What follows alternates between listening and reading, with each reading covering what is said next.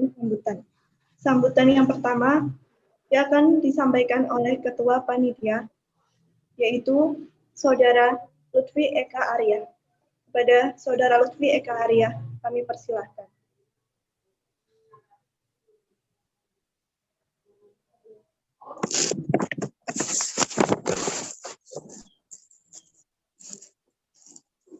Assalamualaikum warahmatullahi wabarakatuh.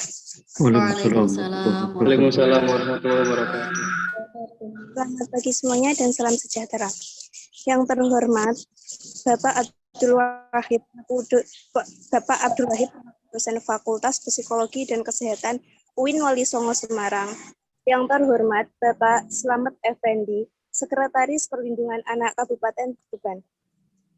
Yang terhormat Bapak Muhammad Rizal Hamami, Kepala Pusat PPM LB2M UIN Wali Songo Semarang.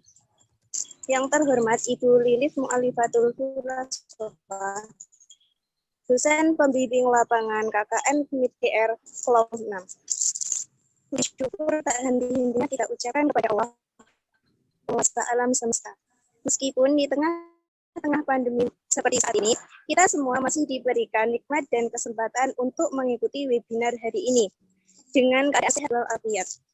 Salawat dan salam semoga selalu tercurahkan kepada Nabi Muhammad SAW beserta keluarga, sahabat dan pengikutnya. Amin. Sebelumnya, terima kasih dan selamat datang kepada materi 1 dan materi 2 yaitu Selamat pagi.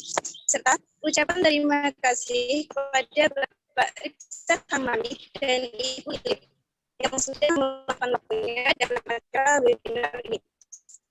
Dan selamat datang untuk semua peserta webinar ini. Fenomena nikah muda yang berada di masyarakat berkaitan erat dengan persoalan agama atau kepercayaan. Pernikahan di usia dini dapat menyebabkan gangguan perkembangan kepribadian dan menempatkan anak yang dilahirkan berisiko terhadap kejadian kekerasan dan kelantaran. Pernikahan usia dini ini merupakan kegagalan dalam perlindungan anak. Sehingga tujuan dari kegiatan webinar ini adalah untuk mengetahui bagaimana pandangan agama dan kesehatan sekaligus dalam kasus pernikahan ini dan untuk mengetahui persoalan hak-hak anak yang tak terlindungi dan kasus pernikahan usia dini.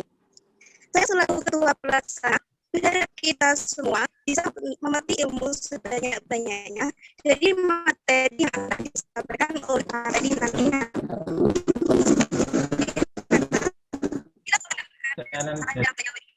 Saya mewakili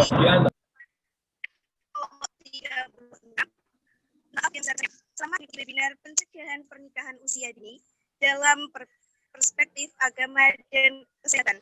Assalamualaikum warahmatullahi wabarakatuh. Waalaikumsalam warahmatullahi wabarakatuh. Terima kasih kami sampaikan. Sambutan yang kedua yaitu sambutan dari Ibu Lilith Mu'alifatul selaku dosen pembimbing lapangan KKN MIPDR Kelompok 36. Kepada beliau kami persilahkan. Ya, terima kasih Mbak Silvi Aulia. Assalamualaikum warahmatullahi wabarakatuh. Waalaikumsalam warahmatullahi wabarakatuh. Alhamdulillahirabbil alamin wa bihi nasta'in wa ala umuri dunya waddin. Wassalatu wassalamu ala asyrafil anbiya'i wal mursalin wa ala alihi wa sahbihi ajma'in amma ba'du. Yang kami hormati Bapak Muhammad Rizal Hamami MSI selaku Kapus PPM LP2M UIN Wali Songo Semarang. Yang kami hormati Bapak Dr. Haji Abdul Wahid MAG, dosen Fakultas Psikologi dan Kesehatan UIN Wali Songo Semarang. Assalamualaikum Pak Wahid. Waalaikumsalam Bu. Monggo. Ya, kami hormati Sekretaris Lembaga Perlindungan LPA Kabupaten Tuban, serta yang kami Ketua Kelompok 36 KKN MIT ke-12 Mas Hilmi Aulia beserta tim ke-14 mahasiswa yang telah sukses menyelenggarakan kegiatan webinar serta para peserta webinar yang berbahagia. Puji syukur kehadirat Allah Subhanahu wa Ta'ala yang telah melimpahkan rahmat, taufik, hidayah, serta inayah kepada kita, sehingga pada menjelang siang hari ini kita semua dapat berkumpul dan belajar bersama di webinar tentang kesehatan dan agama. Kemudian sholawat serta salam semoga tetap tercurahkan kehadiran Nabi Agung Muhammad Sallallahu Alaihi Wasallam.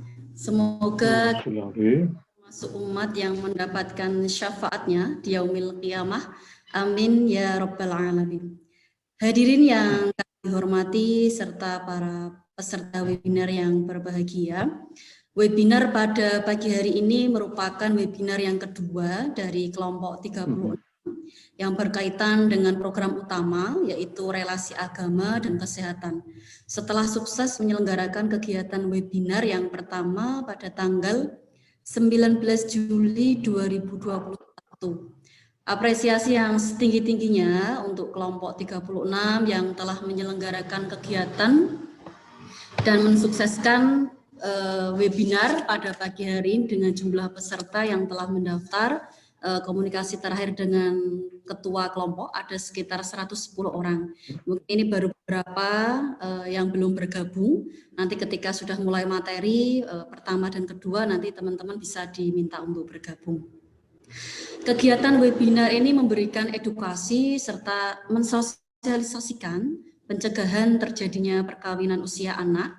Karena seperti kita ketahui dalam Undang-Undang Nomor 16 Tahun 2019 mengamanatkan bahwa batas usia minimal menikah adalah usia 19 tahun bagi laki-laki maupun perempuan. Sehingga dengan adanya webinar seperti ini meningkatkan kesadaran masyarakat khususnya untuk anak ya terhadap pencegahan perkawinan anak perlu dilakukan. Sehingga dengan harapan dengan webinar pada pagi menjelang siang hari ini dapat bermanfaat untuk kita semua sebagai edukasi dan sosialisasi khususnya kepada peserta webinar yang ikut dan nantinya akan disosialisasikan juga kepada lingkungan terdekatnya ya, baik yang 14 mahasiswa ini kan banyak sekali dari berbagai macam desa sehingga nanti harapannya bisa disosialisasikan kembali.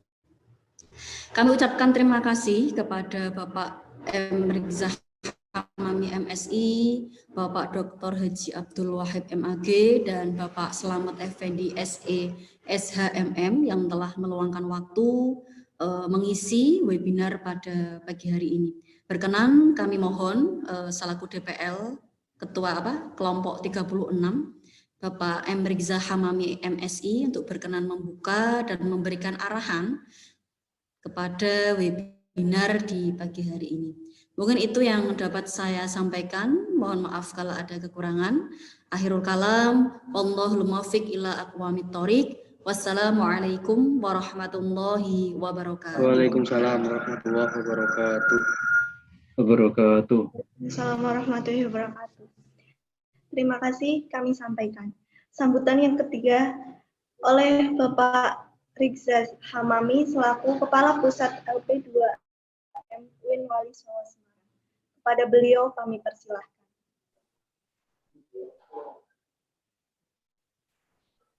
Assalamualaikum warahmatullahi wabarakatuh. Waalaikumsalam warahmatullahi wabarakatuh. Masih PPAK ini beliau. Wassalamualaikum ala Sayyid Muhammadir Rasulillah khawatami anbiya'ik wa ala alihi wa ashabihi wa man tabi'ahum ila yaumil liqa'ik amma ba'd. Yang saya hormati, saya izin pindah tempat sebentar ya, masih di aula ini. Iya, Pak.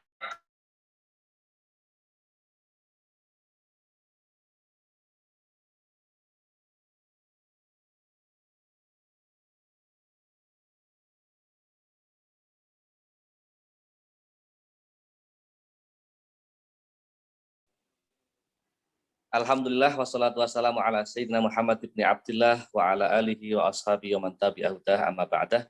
Yang saya hormati Ibu Lilif Faila Sofa, MPD, selaku DPL KKN yang saya hormati, juga Bapak guru saya, Pak Dr.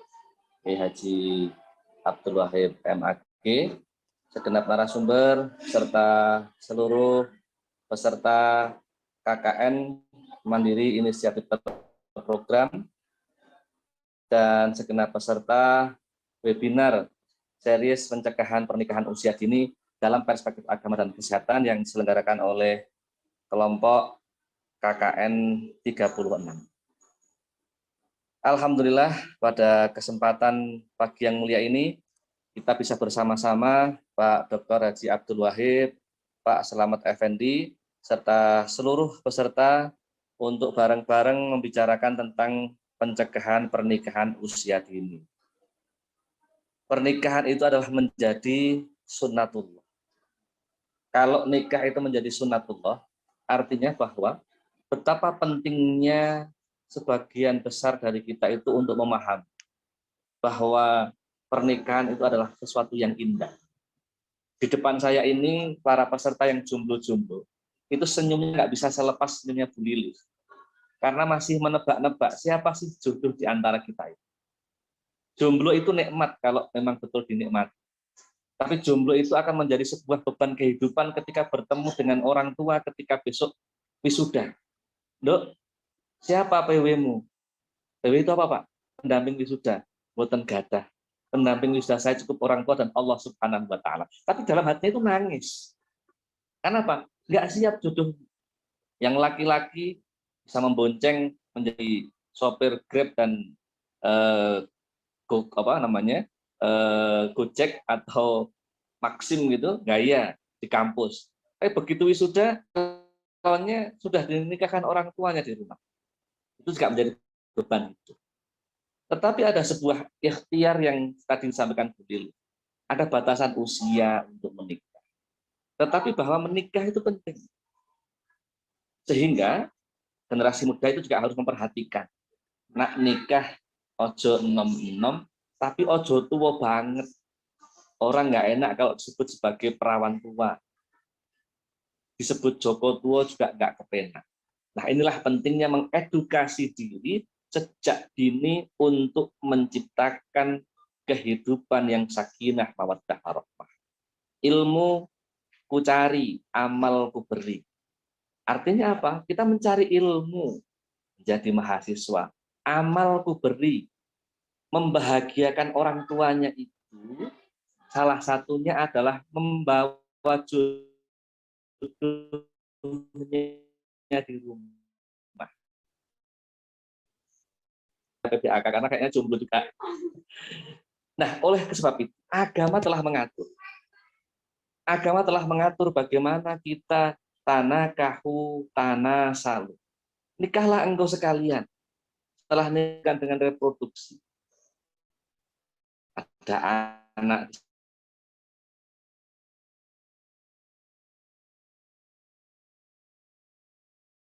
kebahagiaan itu. Subhanahu wa Ta'ala juga ingin membuat stabilitas kehidupan itu normal. Ya kan? Saya merasakan 6 bulan di Jakarta sendiri itu, kalau tidur, sing disawang mengusuk reng atas itu. Anak istri dan anak di rumah. Beda ketika hidup bersama dengan istri, bersama dengan anak. Maka disinilah agama memberikan sebuah daya gedor, perspektif kehidupan kita yang memberikan sebuah kenyamanan hidup. Jadi boleh saya katakan hidup secara agama akan lebih normal kalau ada jodohnya. Kesehatan akan menjadi stabil kalau ada sandingan keluarga yang sakinah, mawaddah, warahmah.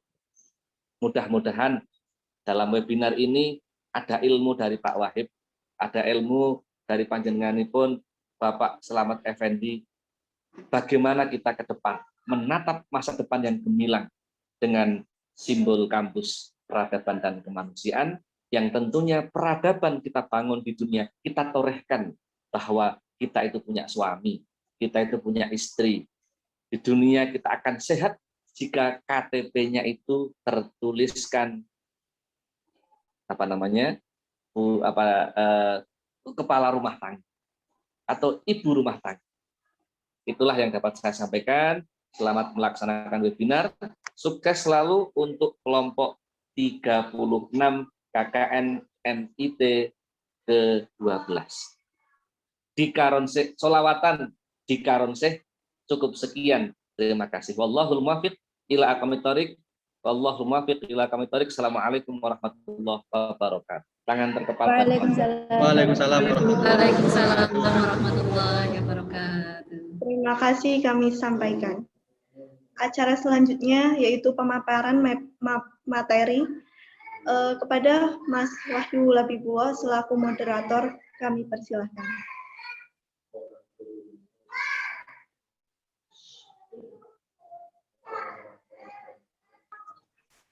Oke, apakah suara saya terdengar? Terdengar. Ya. Terdengar. Bismillahirrahmanirrahim. Assalamualaikum warahmatullahi wabarakatuh. Alhamdulillahirabbil alamin wa bihi nasta'inu ala umuri dunya waddin. Wassalatu wassalamu ala asrofil anbiya'il mursalin wa ala alihi washabihi ajma'in. Amma ba'du.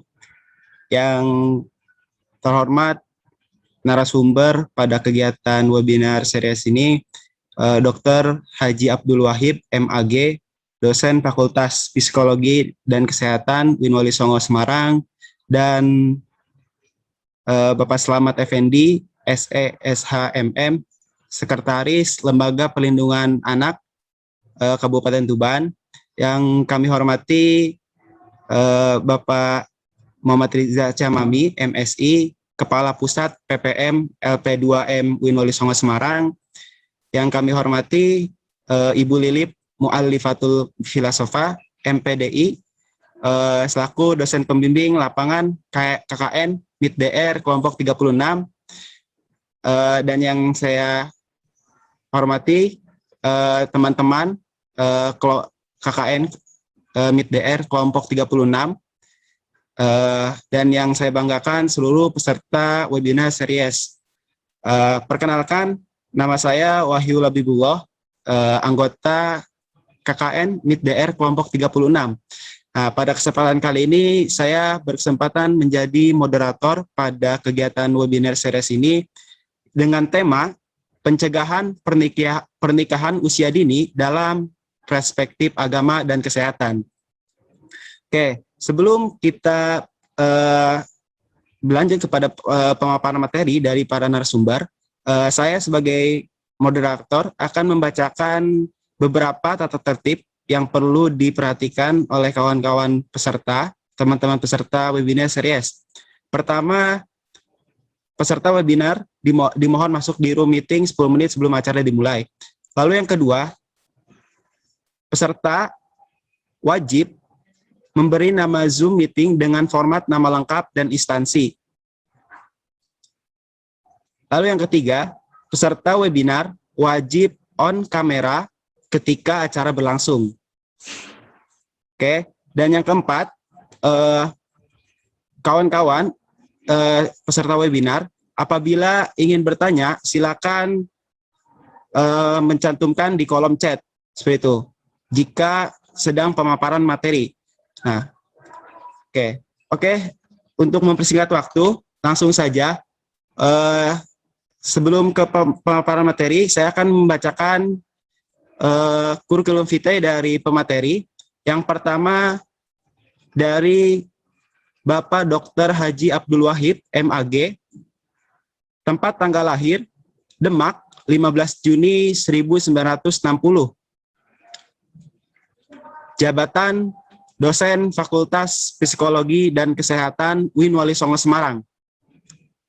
Alamat rumah Pandana Merdeka, R35, Beringin, RT 03 RW 03, Ngalian, Kota Semarang.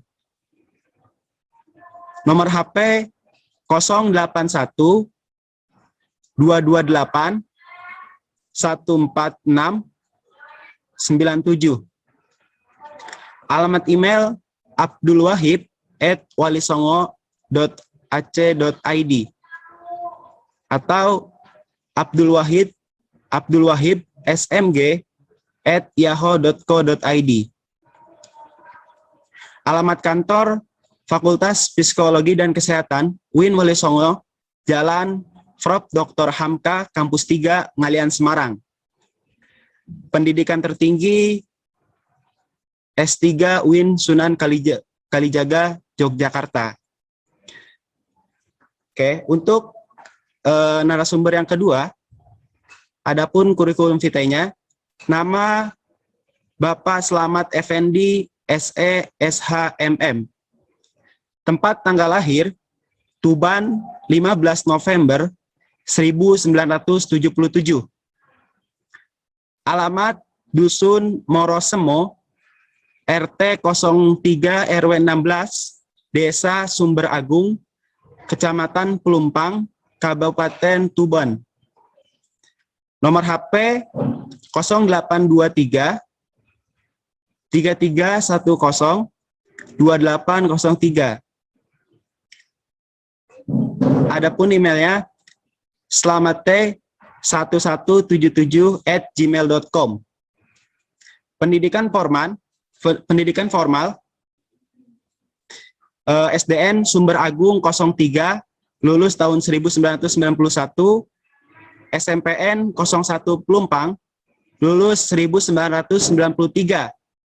Lalu SMA PGRI 05 Sidoarjo, lulus 1997.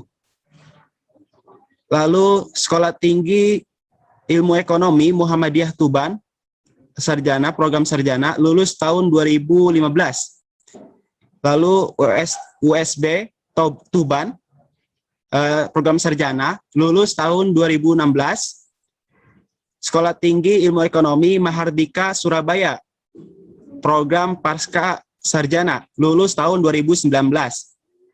Pendidikan non formal, pelatihan pendampingan P2TP2A, pelatihan pendampingan lokal PPK, lalu pelatihan UPK PNPM Mandiri Perdesaan, lalu pelatihan tutor PKBM di Kanwil Kemenak Jatim.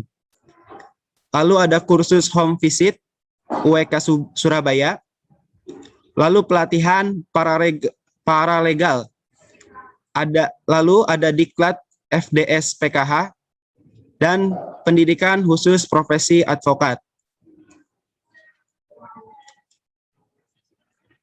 Oke, untuk mempersingkat waktu, langsung saja kepada penyampaian pemateri. Sebelumnya, saya sampaikan kepada seluruh peserta, kami dari kelompok KKN kelompok 36 akan memberikan door prize kepada kawan-kawan peserta webinar yang aktif mengikuti webinar series ini. Oke, langsung saja untuk penyampaian pemateri pertama, yakni dari Bapak Dr. Haji Abdul Wahid, MAG. Kepada Bapak Dr. Abdul Wahid, MAG, saya persilakan.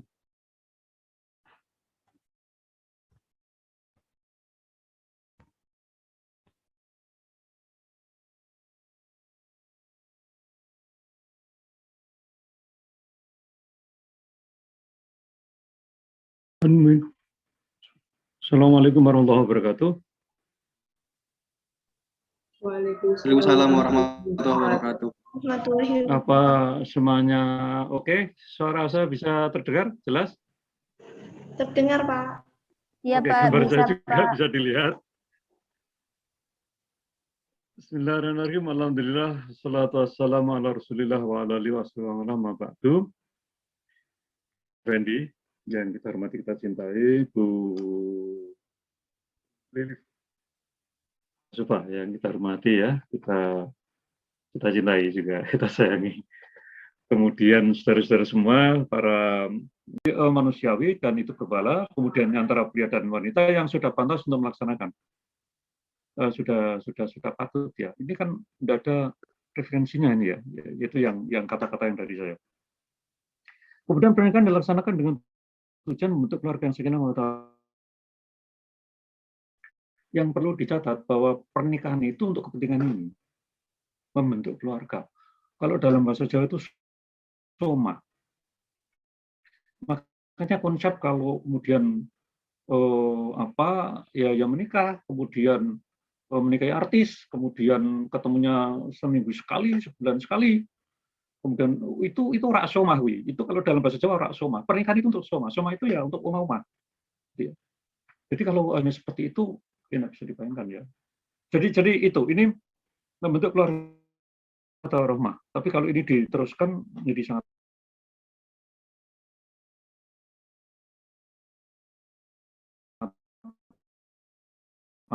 panjang. Sakun biasanya kalau harokat huruf apapun, kalau dikasih kun itu mati biasanya. Kof kalau kasih kun ya mati gitu ya. Kalau tidak bisa kof jadi bisa ti, tapi bisa juga mati. Afak misalnya, pulang untuk berpil falak bisa. Kalau dikasih kun itu kemudian menjadi mati ya. Tapi falak itu tidak dikasih kun. Di kul itu lam dikasih tasdid mati. Lah mengapa sakinah? Sakinah itu sesungguhnya kalau orang sudah menikah itu pikirannya kudunya macam-macam gitu, seperti mati gitu ya. Kalau masih macam-macam itu artinya belum sakinah. Mawaddah warahmah ini dua kata yang dalam keterangan Pak Quraisy wah ini jadi taksir sebenarnya. Apa beda mawaddah warahmah? Mawaddah itu cinta kasih didasarkan pada memang ada faktor unsur fisik. Tetapi kalau rahmah itu sudah tidak ada unsur fisik. Ya. Jadi unsur psikisnya lebih tinggi daripada unsur fisiknya. Ini catatan tambahan ya, yang mungkin tidak disampaikan oleh narasumber lain. Kemudian pada dasarnya nikah itu boleh. Sunnah bahkan wajib. Jadi ketika tak ada halal yang menghalangi, juga sejauh tidak mendatangkan mudarat. Ini kan sederhana ya, kata-kata yang sederhana. Nah, mengapa begitu? Hukum dasar pernikahan itu adalah boleh. Boleh ya, boleh itu bisa menjadi sunnah, bisa menjadi wajib, bisa berubah-ubah sesuai dengan situasi dan kondisinya. Al-hukmu ya dulu ma'ilati. Jadi ya ini kan kayak hukum itu bisa melomot gitu ya, bisa tarik ulur, bisa tawar-menawar, sesungguhnya maknanya tidak itu. Tapi memang sungguh-sungguh ya, banyak hal memang ketetapan hukum itu ma'ilati tergantung pada situasi dan kondisi. Merokok. Ya kalau orang baik-baik saja merokok tidak masalah, ya boleh saja, monggo silakan. Kalau yang mengatakan rokok haram, ya monggo. Tapi tidak ada yang berani mengatakan bahwa rokok itu najis, tidak ada. Wong itu daun kok. Seperti daun teh. Udah sampai kiamat pun dicari, daun tidak ada. Rokok itu, tembakau itu najis, itu tidak ada. Ya tetap seperti daun teh, daun teh, daun salam, daun kemangi apapun ya, itu boleh dikonsumsi ya. Tapi bisa menjadi haram ketika itu membawa mudarat. Ganja membawa mudarat, makanya haram. Nah, rokok itu menjadi haram ketika memang sudah it can kill you, itu bisa membunuh kamu. Kalau memang sudah itu membunuh, dokter bilang you have to stop smoking, you have to give up smoking, kamu harus berhenti merokok, haram hukumnya. Karena walatul kubur yadikum letak luka, karena kalau diteruskan bisa mendatang mudarat. Jadi makanya rokok boleh apa enggak? Ya tergantung situasi kondisi lah.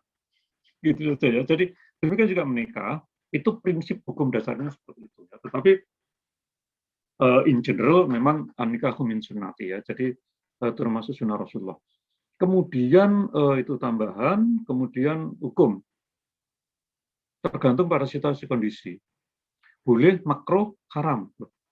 Oh, boleh ini ditambahkan sunnah ya. Ketika pernikahan itu, pernikahan dini itu boleh. Ketika itu wajar, manusiawi, dan layak dan patut. Layak dan patut. Ini batasannya apa ini? Jadi pernikahan dini boleh apa tidak? Ya hukumnya tergantung ya, yaitu tadi, karena hukum itu tergantung pada situasi dan kondisi ya. Nikah dini boleh apa enggak? Boleh sesungguhnya. Selama itu begini wajar, manusiawi, layak. Wajar itu ya usianya wajar ya. Islam tidak pernah menentukan orang boleh menikah kapan, tidak pernah. Kalau undang-undang pernikahan memang iya. Ya, kalau perempuan itu 16, kalau laki-laki itu 19.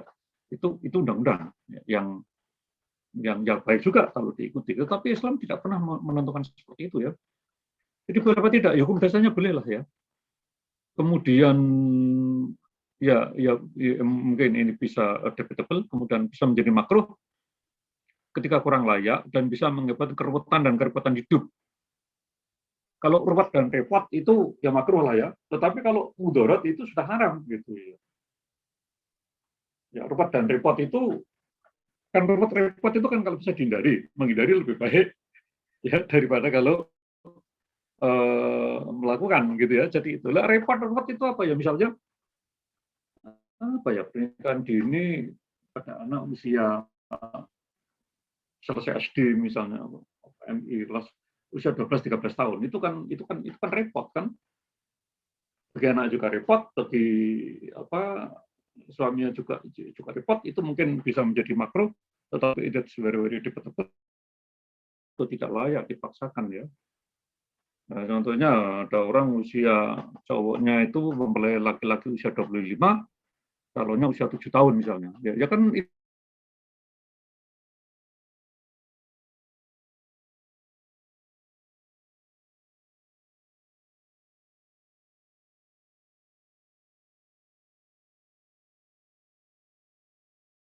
perkembangan waktu mungkin itu akan ditambahi. Kalau laki-laki mungkin 21 tahun, yang wanita 19 tahun misalnya, itu monggo lah. Dan semua tentu dengan pertemuan berbagai aspek ya, dan sekali lagi hukum itu memang bisa berubah-ubah ya, meskipun ada hukum dasar. Kemudian bagaimana Islam terkait dengan ini? Islam itu, semoga sampai anaknya ada beberapa lembar. Fikih mengajarkan bersuci, toharoh, kemudian Islam itu mengajarkan tentang haid dan nifas. Nah ini orang mungkin tidak pernah berpikir bahwa pelajaran tentang haid itu mestinya pendidikan seks dalam Islam, tentang haid. Jadi pesantren belajar tentang madrasah tentang haid, ya ngertinya yo haid itu orang tidak puasa, tidak tidak sholat itu ya. Padahal sebenarnya itu pendidikan seks ya dalam Islam ya. Ada sesuatu yang berhubungan dengan masalah kewanitaan ya. Kemudian Islam mengajarkan batasan mukallaf. Ya, jadi ketika seorang itu mukallaf, kalau wanita kan dimulai dari menses ya, artinya secara fisik dia sudah siap. Ya, demikian juga secara secara psikis itu dipertimbangkan sudah siap. Itu ya lazimnya umur berapa tahun ya. Dulu SMP kelas 1 sedang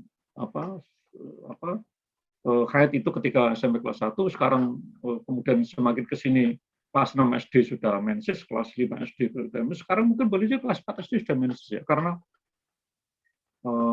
perbaikan gizi, karena faktor informasi, karena macam-macam ya. Jadi itu artinya secara fisik, secara psikis dia sudah mulai siap. Jadi itu makanya sangat-sangat sulit ya mengatakan bahwa haram menikahi anak sebelum usia 16 tahun. Itu gimana, itu dasar apa yang bisa dipakai kan?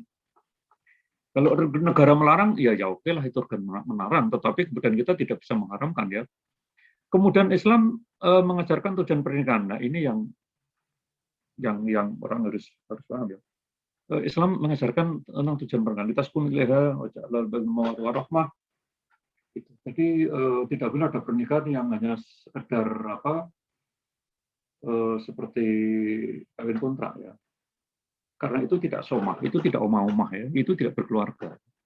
Jadi itu pernikahan itu kemudian menciptakan kesehatan dan kesejahteraan fisik dan psikis. Ya, pernikahan itu menciptakan kesehatan, kesejahteraan fisik dan psikis. Itu tujuannya. Kemudian ini kriteria calon. Nah, ini yang mohon jangan disalahpahami. Islam mengajarkan ada 4 indikator, itu adalah paras, cantik atau ganteng, harta, sugih atau miskin, marga itu keturunan baik-baik, dan agama. Tetapi ini sesungguhnya kalimat berita. Tungkahul mar'atu itu, tungkahu itu fi'il mudhari' bina majhul. Artinya lazimnya wanita itu dinikahi karena badal ini, atau lelaki dipilih itu karena badal ini. Lazimnya. Tetapi kalimat perintahnya itu pada yang terakhir. Itu yang perintah. Jangan semuanya dianggap sebagai perintah semua. Ya kalau kemudian semuanya dianggap sebagai kalimat perintah semua yang harus dipenuhi, ya monggo, asal Anda juga memenuhi syarat. Cari yang cantik, ikut ganteng, ganteng kok, ikut cari yang cantik. Cari yang kaya, dia miskin kok. Itu nanti tidak kufu ya. Jadi tetapi yang tidak bisa ditawar itu memang harus Jadi orang yang kepribadiannya baik, yang religius, kepribadiannya baik. Jadi itu kemudian berikutnya mengenai Islam mengajarkan kafaah atau kesetaraan dalam pernikahan. Memang lebih baik yang setara ya. Jadi jika tidak jomplang, kemudian Islam menetapkan hak dan kewajiban terhadap kedua belah pihak. Nah, ini yang juga harus dipahami. Jadi ada hak dan kewajiban. Lah, tentang hak dan kewajiban ini tidak bisa dipahami oleh anak-anak. Jadi bagaimana anak itu lulus SD belajar paham tentang hak dan kewajiban? Bagaimana dia bisa paham? Maka sesungguhnya ya gimana ya, memang agama kalau memang tidak melakukan nikah itu minimal usia sekian, memang tidak seperti itu. Tetapi Islam itu mengajarkan dalam masalah ini itu ya ada masalah kafaah. Bagaimana anak SD itu lulus SD bisa paham kafaah? Bagaimana kemudian anak lulus SD itu bisa mengerti hak dan kewajiban? Tidak bisa dibayangkan. Makanya itu tidak bisa dipaksakan ya. Jadi ini prinsip-prinsip dasar, ini prinsip-prinsip dasar relasi laki dan perempuan di dalam Islam. Ya, yang monggo nanti dibawa di dalam masalah pernikahan ya, meskipun sekali lagi tidak ada ketentuan mengenai kapan seorang laki dan perempuan itu boleh menikah pada usia berapa, begitu ya. Jadi itu. Kemudian pernikahan dini menyebabkan banyak resiko, oleh karena itu sedapat mungkin pernikahan dini dicegah. Nah, soal resikonya apa ya nanti Mas Slamet Effendi, orang satu Slamet Effendi Yusuf, ini mantan ketua GP Ansor. Kemudian ya nama boleh sama ya. Kemudian sekarang harus dicegah. Kemudian faktor penyebab pernikahan dini itu apa saja. Ya, untuk mencegah itu kan kudunya mengerti alasannya apa gitu kan. Jadi kalau tidak mengerti alasannya nanti pencegahannya nanti kurang pas. Nah ini ada budaya dan tradisi keluarga. Memang ada budaya di satu lokasi tertentu yang memang lazim ya. Di kampung saya dulu di kampung saya itu di Wedung di Demak sana ya juga dulu lulus SD lulus SMP juga menikah ya dulu ya. Jadi ya kan seperti itu. Tapi sekarang sudah tidak ada ya, tidak ada ya, paling tidak lulus SMA lah. Ya. Jadi itu karena itu faktor budaya lokal, kemudian faktor rendahnya tingkat pendidikan, sehingga tidak mengerti betul apa saja dampak dari pernikahan dini. Itu dampaknya banyak ya. Kemudian dan sekali lagi paham tentang dampak itu dibutuhkan usia yang sekitar 17 tahun ya. Jadi itu. Kemudian orang tua, karena orang tua ingin segera lepas dari tanggung jawab, ini boleh jadi orang tua ingin lepas dari tanggung jawab, kemudian sebagai orang tua ada calon menantu yang punya status sosial tinggi, kaya atau apa gitu, terjadi di kalangan masyarakat kelas bawah yang mengatakan faktor negatif dari pernikahan dini. Kalau masyarakat sudah cukup berbudaya, saya kira well educated itu saya kira tidak akan terjadi ya. Kemudian ingin menghindari fitnah, ini boleh jadi tingkat kemajuan masyarakat yang memang masih belum cukup maju dan kan faktor tekanan sosial ya. Mungkin anak lulus SMP belum menikah mungkin bagi masyarakat menjadi sebuah aib gitu ya. Boleh jadi itu tekanan sosial. Kemudian ini karena faktor individu itu ya ini yang tidak boleh dilupakan karena faktor pergaulan yang terlihat bebas yang berdampak pada maraknya perilaku seks bebas di kalangan remaja. Jadi ini yang lebih banyak faktor individu ya. Jadi ini karena faktor individu ya, pergaulan yang bebas dan ini boleh jadi juga faktor ini banyak. Kemudian perilaku ini terjadi karena dipengaruhi faktor eksternal dan internal. Eksternalnya ya pengaruh film, teman sepermainan, apa namanya tokoh-tokoh idola ya. Jadi itu. Kemudian yang faktor internalnya berupa lemahnya pengetahuan seks sejak dini dan kurangnya pemahaman tentang agama. Jadi ini faktor penyebabnya, ini dampaknya banyak. Pernikahan dini rentan terhadap kekerasan dalam rumah tangga, itu ya. Kemudian berlangsung tanpa kesiapan mental dari pasangan dan ya karena anak-anak jadi mereka tidak siap. Kemudian seringkali organ reproduksi perempuan belum siap sehingga bisa menyebabkan kesakitan ya. Karena masih terlalu anak-anak. Kemudian trauma seks berlanjutan, kemudian pendarahan dan keguguran ketika mengandung ya. Dan tidak akan melahirkan, kemudian kematian ibu saat melahirkan boleh terjadi. Nah, ini yang tidak kalah pentingnya, hilangnya masa kanak-kanak dan masa-masa untuk menuntut ilmu, akhirnya putus sekolah. Jadi ini faktor-faktor yang akibat ya dampak daripada pendidikan ini. Kemudian bagaimana cara mencegah?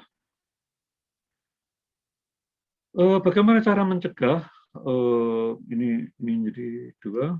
Cara mencegahnya, mendidik dan menggerakkan orang tua dan anggota komunitas terkait lembaga keluarga. Jadi, yang mengedukasi itu kan kepada masyarakat ya, baik masyarakat itu diedukasi, dididik untuk tidak menikahkan anak ya, ini ya.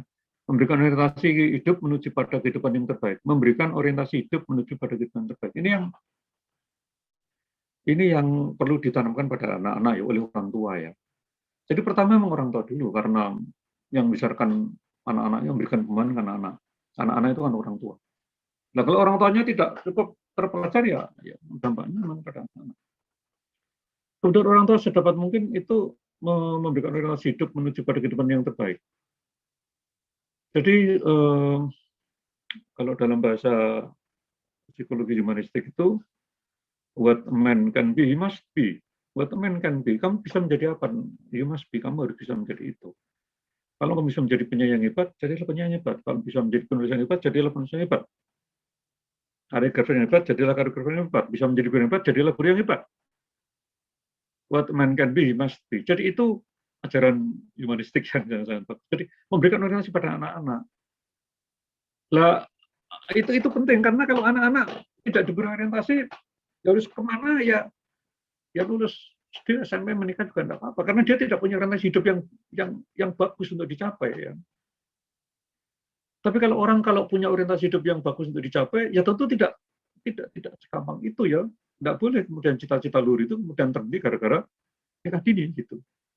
Ya, tetapi ini kan memang orang tua yang berkewajiban untuk menanamkan itu. Lah problemnya kalau orang tuanya tidak paham, itu problemnya. Ya, jadi itu makanya edukasi pada orang tua ya. Kemudian menanamkan pemahaman bahwa pernikahan mendatangkan konsekuensi hak dan kewajiban. Tidak tahu itu orang tua yang menikahkan anak ya pada usia dini, tidak tahu itu apakah mereka mengajarkan hak dan kewajiban. Apakah anak-anak juga paham akan hak dan kewajiban gitu ya. Padahal sebuah lembaga pernikahan itu, keluarga itu pasti ada konsekuensi hak dan kewajiban. Kewajiban suami itu apa, kewajiban istri apa.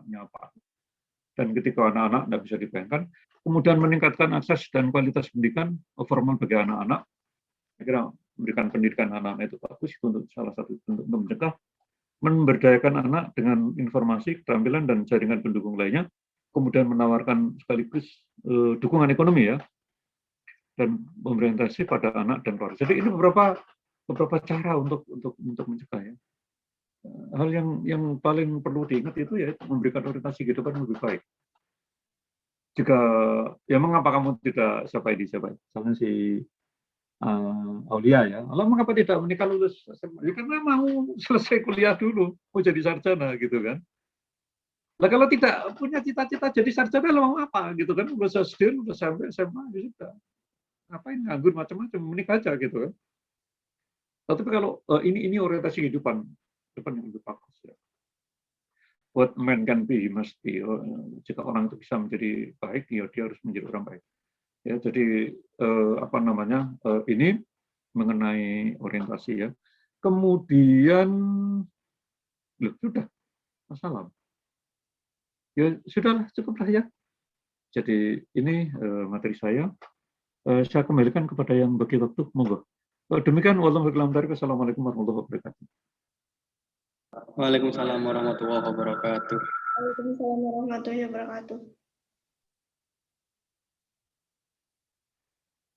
Oke, terima kasih kepada Bapak Dr. Haji Abdul Wahid, MAG, atas penyampaian materinya. Selanjutnya, penyampaian materi dari narasumber kedua, yakni dari Bapak Slamet Effendi, SE SHMM. Kepada Bapak Slamet Effendi, saya persilakan.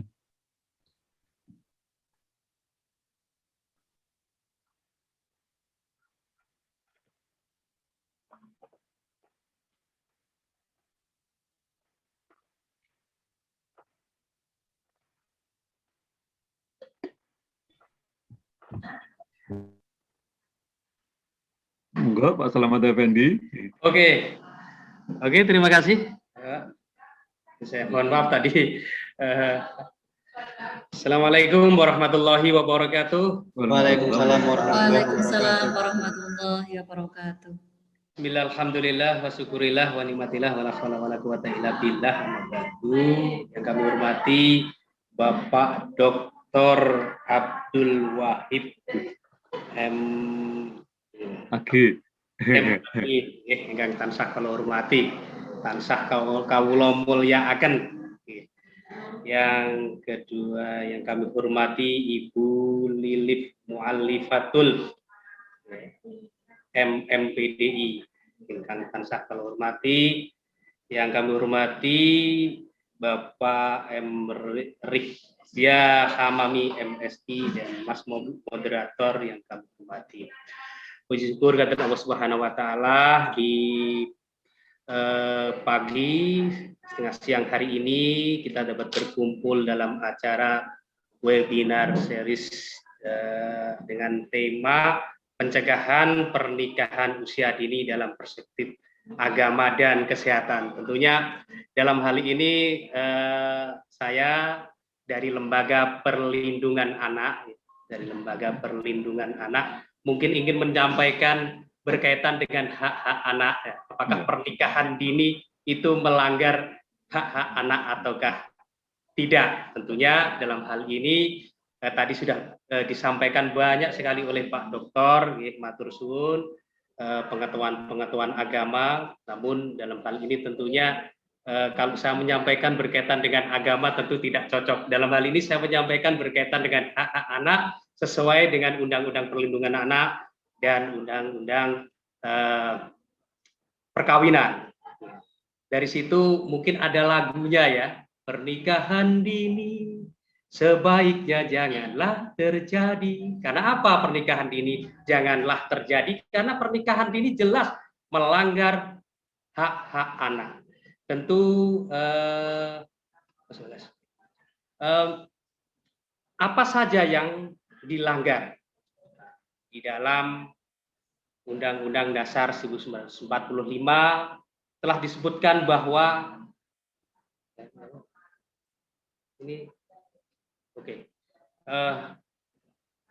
bahwa disebutkan ya di dalam Undang-Undang Dasar 1945 setiap anak berhak atas kelangsungan hidup, tumbuh dan berkembang serta berhak atas perlindungan dari kekerasan dan diskriminatif. Itu di Undang-Undang Dasar 1945. Terus bicara tentang anak, tentunya anak adalah usia 18 tahun ke bawah termasuk anak yang masih berada di dalam kandungan. Berarti dalam hal ini bahwa pelaku aborsi ya, baik itu yang dilakukan oleh dokternya maupun pasangannya, suami istri atau pasangan hubungan di luar nikah, itu dalam kacamata perlindungan anak jelas melanggar Undang-Undang Perlindungan Anak. Nah, penyebab terjadinya kasus pernikahan dini, kenapa saya katakan kasus? Padahal pernikahan dini itu kan tadi disampaikan oleh Pak Doktor diperbolehkan, namun di batasan undang-undang kita bahwa usia 18 tahun lah itu adalah usia anak. Berarti menikahkan anak di bawah 18 tahun itu jelas-jelas melanggar Undang-Undang Perlindungan Anak. Siapa yang berkewajiban untuk mencegah terjadinya pernikahan dini? Pertama adalah negara, pemerintah, masyarakat, keluarga, orang tua tentunya harus mencegah. Nah, itu menjadi tanggung jawab ya dalam mencegah perkawinan anak. Nah, agar hak-hak anak tentunya terpenuhi. Dalam undang-undang perkawinan ya tadi disampaikan oleh Pak Doktor bahwa itu undang-undang yang lama, yaitu Undang-Undang Nomor 1 tahun 1974 tentang perkawinan. Itu dulu kan usianya kalau perempuan umur 16 tahun minimal dan laki-laki 19 tahun. Begitu ada uji materi ke MK, maka sekarang dirubah menjadi Undang-Undang 16 tahun 2019 yang mana bahwa MK mengamanatkan Undang-Undang Perkawinan yang baru mengubah batasan minimal menikah laki-laki dan perempuan minimal usia 19 tahun. Nah, bagaimana kemudian di bawah 19 tahun apakah bisa menikah atau tidak? Tentunya di undang-undang kita ada celah di Pengadilan Agama untuk mengajukan dispensasi nikah. Di sini saya tidak akan membahas terkait dengan dispensasi nikah. Saya ingin membahas terkait dengan hak-hak anak yang harus dipenuhi dan jangan sampai terampas. Bapak dan Ibu sekalian, di dalam Undang-Undang Perlindungan Anak, ya, Perlindungan Anak nomor 35 tahun 2014 tentang perubahan atas Undang-Undang nomor 23 tahun 2002 tentang perlindungan anak, bahwa anak itu memiliki hak-haknya. Hak-haknya apa saja? Satu, hak untuk hidup, ya, untuk dapat hidup, tumbuh, berkembang dan berprestasi secara wajar sesuai dengan harkat dan martabat kemanusiaan serta mendapat perlindungan dari kekerasan dan diskriminatif. Apakah kemudian dalam hal ini pernikahan dini hak yang nomor satu ini terpenuhi ataukah tidak? Saya kira jauh dari terpenuhi haknya. Karena nanti anak itu pastinya dia akan dibebani terhadap lahirnya anak lagi, ya. Apakah anak yang dilahirkan itu mendapatkan haknya juga? Itu menjadi pertanyaan bagi kita. Terus yang kedua, hak untuk memperoleh pelayanan kesehatan dan jaminan sosial. Nah, di dalam hal ini, apakah kemudian pernikahan dini yang tadi sudah disampaikan oleh Pak Dr. Abdul Wahid tadi, bahwa kematangan, ya, terkait dengan kematangan alat reproduksi atau kematangan dari segi fisik dan psikis anak itu boleh dinikahkan ataukah tidak? Nah, di situ. Maka yang ketiga ada hak untuk memperoleh pendidikan dan pengajaran. Tentunya dengan anak dinikahkan dini, biasanya budaya kita di masyarakat yang tidak memahami terkait dengan hak anak, begitu anak itu lulus SMP, umur 15 tahun, orang tuanya itu sudah bingung, anakku gak payu rabi terus piye, apalagi tetangganya, "Yu anakmu dikaweno." Kan begitu. Dan ketika itu enggak payu, karena budaya masyarakat di lingkungan kita seperti itu, ya. Etnografi masyarakatnya memang seperti itu. Nah, itu yang perlu diluruskan agar anak untuk memperoleh pendidikan, dan itu sudah diatur di dalam konvensi hak anak PBB bahwa anak berhak untuk mendapatkan pendidikan dan pengajaran. Maka tentunya kita sebagai orang tua yang memotivasi anak-anak supaya memperoleh pendidikan yang tinggi, minimal pendidikan dasar sampai SMA. Nah, lulus SMA ini biasanya umur 18 tahun atau 19 tahun. Begitu sudah lulus, bagaimana? Pak, anak saya sudah lulus, sudah umur 19 tahun, mau saya nikahkan. Nah, itu juga tidak boleh. Berilah waktu untuk sekolah, untuk kuliah, sehingga anak-anak ini nanti dia memperoleh haknya untuk meraih kesuksesan. Berikutnya bahwa hak untuk mendapatkan bantuan hukum. Nah, di lingkungan kita bahwa kadang-kadang hak anak itu tanpa menyadari dia berhadapan dengan hukum.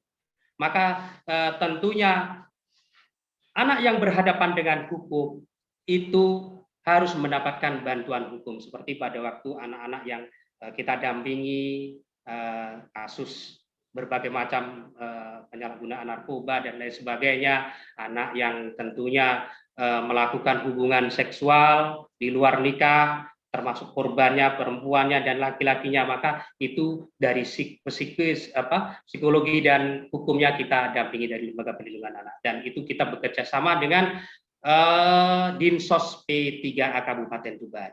Yang terakhir bahwa hak untuk beristirahat, ya, memanfaatkan waktu luang, bergaul dengan anak-anak sebaya, bermain, berrekreasi, dan berkreasi sesuai dengan minat, bakat, dan tingkat kecerdasan dari pengembangannya.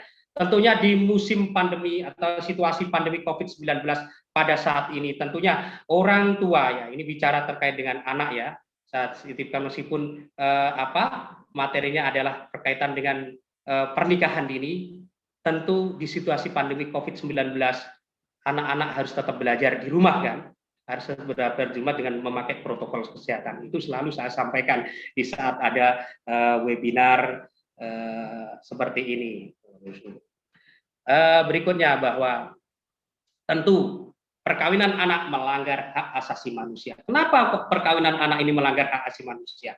Padahal anak juga punya hak, begitu kan? Ya. Padahal menikah itu juga haknya. Menikah itu adalah hak setiap manusia. Kenapa pernikahan dini melanggar hak asasi manusia? Di undang-undang kita tentunya bahwa 18 tahun ke bawah itu adalah anak. Jelas bahwa menikahkan anak di bawah 18 tahun ya, itu adalah pengingkaran terhadap kerentanan setiap anak, sekaligus pengabaian terhadap hak anak, perlindungan bagi anak dari segala bentuk diskriminasi. Nah, anak usia anak misalkan dia seharusnya masih sekolah ya, masih sekolah SMA. Tapi dia sudah dinikahkan. Bagaimana dengan teman-temannya? Oh itu hamil di luar nikah itu bagaimana? Anak akan mendapatkan stigma negatif dan disitulah diskriminasi terhadap anak akan dialami. Ya.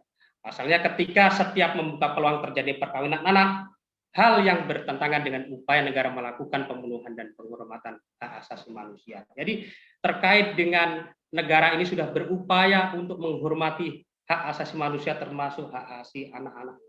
Jadi kita berharap bahwa pernikahan dini janganlah terjadi. Nah, terus berkaitan dengan perkawinan anak adalah bentuk pemaksaan terhadap anak. Ini orang tua kadang-kadang yang memaksa bahwa anak kamu harus menikah, apalagi menikah dengan seseorang yang tidak disukai, ya tidak diinginkan.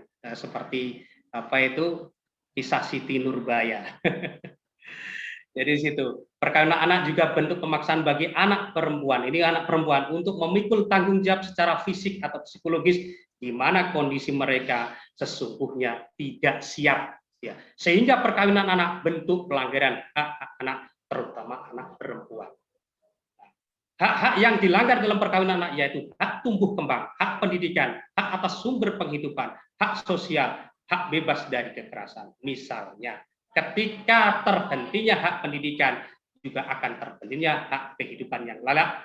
Ketika pasangan belia tersebut tidak sanggup mencari nafkah lantaran tidak siap bersaing dengan pasar kerja akibat putus sekolah, maka keluarga tersebut bisa dipastikan akan terlantar. Oke. Perkawinan anak penyebab kekerasan dalam rumah tangga atau KDRT.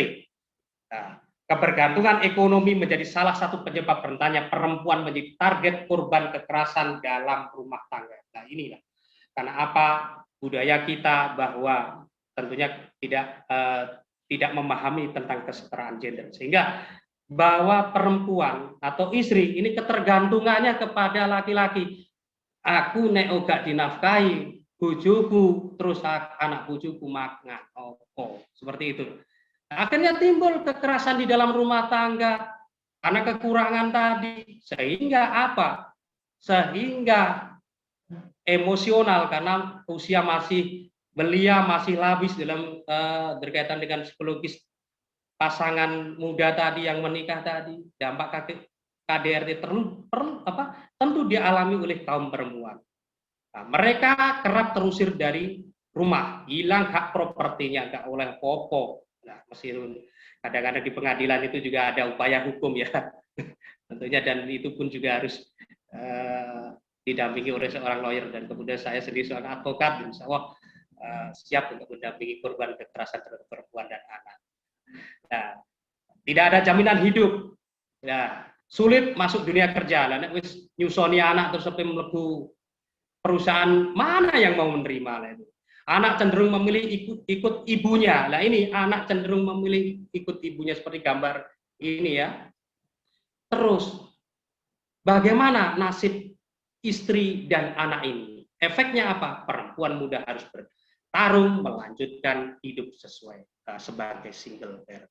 Nah ini lagi-lagi perempuan dan anak yang menjadi korban akibat pernikahan dini. Nah, kami lanjutkan. Ini masih berapa menit ya? Saya lanjutkan ya, nanti tolong kalau memang agak itu tolong diingatkan Pak, waktunya sudah habis gitu ya. Perkawinan anak adalah bentuk kekerasan terhadap anak. Jadi membiarkan anak menikah sebelum usia 18 tahun sama dengan menghilangkan jaminan bagi anak untuk terbebas dari kekerasan dan diskriminasi.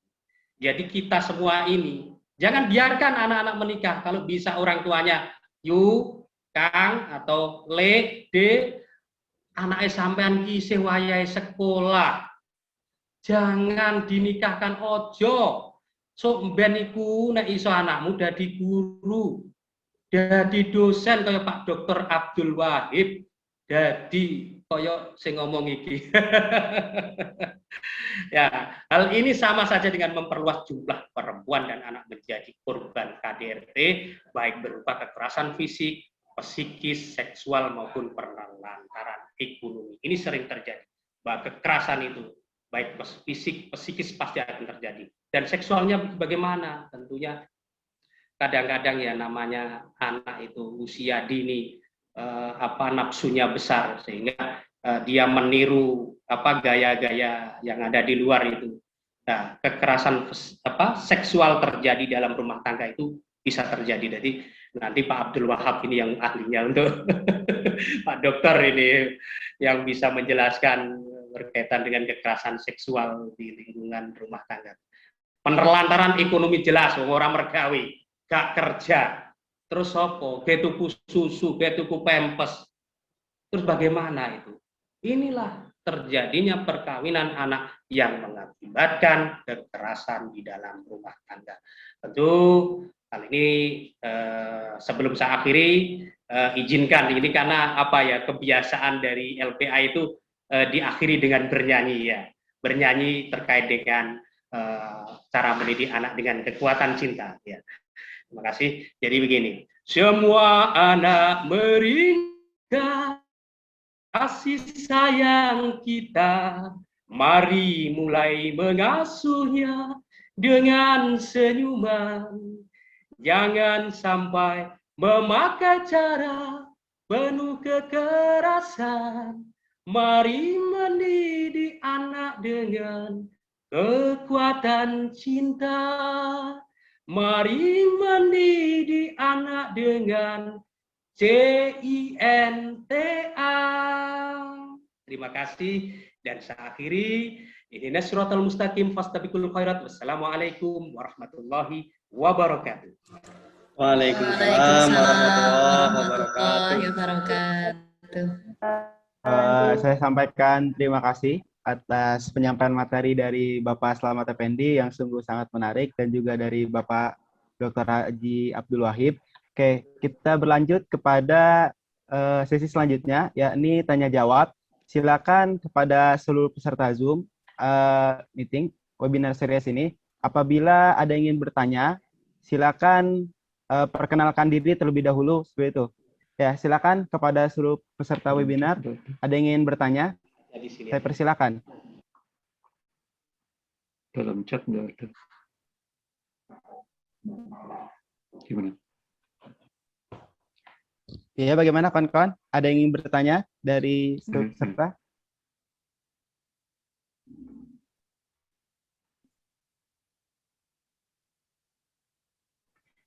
Ada yang bertanya? Saya bacakan. Di kolom chat ada yang bertanya. Assalamualaikum. Saya Isnadiah Fitriana. Izin bertanya, pada pemateri tadi kan dijelaskan bahwasanya kalau perkawinan dini itu termasuk kekerasan. Nah, bagaimana kalau anak itu sendiri yang tidak mau bersekolah tapi pengennya menikah? Dilarang juga tidak mau mendengar. Tidak mau mendengar kan sebagai orang tua, takutnya malah melanggar moral, itu gimana menurut Bapak? Sekian, wassalamualaikum. Ini ada pertanyaan dari Isnadiah Fitriana mengenai pernikahan dini. Silakan kepada Bapak. Pak dulu, Pak Slamet dulu. Pak Slamet, Pak Slamet C, Pak Slamet C. Kepada baiklah. Ini ya, kepada kepada Bapak Slamet Effendi, saya persilakan. Oke, semoga saja saya tidak berseberangan dengan Mbah Yai, Pak Yai Abdul Wahid. Karena berkaitan dengan bicara tentang anak ini, saya kan kitabnya kan Undang-Undang Perlindungan Anak ya. Tentunya tadi pertanyaan yang menarik sekali ya, berkaitan dengan bagaimana ya anak ini menginginkan untuk menikah tidak mau sekolah kan begitu kan. Padahal kewajibannya dia harus bersekolah. Padahal haknya dia harus bersekolah kan begitu. Jadi ketidaktahuan anak ini perlu kita sosialisasikan kepada anak tersebut dan orang tua harus mendapatkan pendidikan ya bagaimana ada sekolah pranikah juga kan apakah anak ini sudah siap ataukah belum seperti itu. Tentunya kami dari Lembaga Perlindungan Anak dan Dinsos P3A Kabupaten Tuban membuka ya untuk konsultasi berkaitan dengan anak yang kemudian dia tidak mau sekolah pengennya nikah gitu. Bagaimana dengan kemudian ini melanggar ini agama, semua pihak memberikan pendidikan bahwa jangan mendekati zina. Jadi situ seperti di dalam surat At-Tahrim ya saya sebutkan, jagalah dirimu dan keluargamu dari api neraka. Tentunya yang punya kewajiban siapa? Yang punya kewajiban adalah bapak ibunya, lingkungannya ketua RT RW-nya, pemimpinnya, Pak Lurahnya, Pak Camatnya, semuanya termasuk LPA, termasuk Dinsos P3A, termasuk kita yang hadir di sini punya kewajiban untuk mencegah pernikahan dini. Kalau memang belum kira-kira ada kesulitan orang tua untuk mengedukasi anak, kami siap. Bisa di nomor saya sendiri, bisa di call center itu bisa ditulis ya. Di call center itu layanan dari Dinsos P3A di bidang perlindungan pemberdayaan perempuan dan perlindungan anak, itu nomornya 0896 ya 6483 5000. Nah, itu bisa nanti bisa ditulis atau mungkin bisa WA ke saya terkait dengan anak-anak. Kami siap terbuka 24 jam meskipun saya jawabnya paginya. Mungkin itu ya berkaitan dengan anak tadi. Terima kasih. Ya, saya menambahkan. Iya. Saya menambahkan. Halo, moderator, boleh menambahkan ya? Iya, silakan Pak. Pertanyaannya apa mau? Bagaimana kalau itu atas keinginan anak ya? Iya. Sekali lagi, anak itu kan seperti apapun, tumbuh kembang anak itu tidak lepas dari pengaruh orang tua.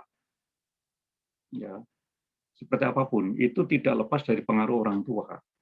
Kalau orang tua memberikan orientasi kehidupan pada anak yang baik, insya Allah hal itu secara otomatis itu tereliminasi.